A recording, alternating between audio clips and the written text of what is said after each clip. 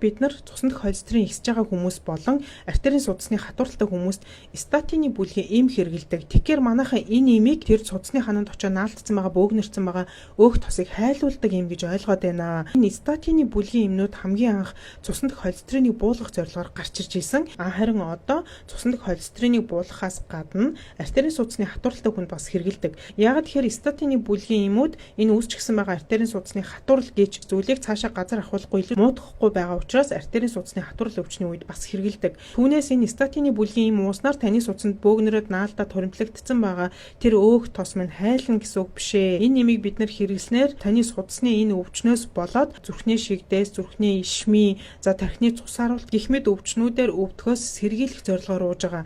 Тэгэхээр би юу хэлэх гээд байна вэ гэхээр одоогийн байдлаар таны судасанд очиод наалдаад бөөгнөрөд товруу үсгэсэн байгаа тэр зүйлийг хайлуулдаг эм гэж гараагүй байгаа. Тэгэхээр эмэнд хэтэрхийх найдаж болохгүй юун дээр анхаарах вэ гэхээр өөрийгөө өөрчил гэсэн үг байхгүй. Өөрийнхөө бие махбодыг өөрчил, амьдралын хэм маягаа өөрчил, хоолтон дээрээ анхаар, тамхи татхаа боль. За эмчийн зүгээс танд мэдээж статины бүлгийн эм ч юм уу тодорхой хэмжээгээр эмийн эмчилгээ бол хийн. Гэхдээ хамгийн гол зүйл бол танаас шалтгаална гэсэн үг байна шүү дээ.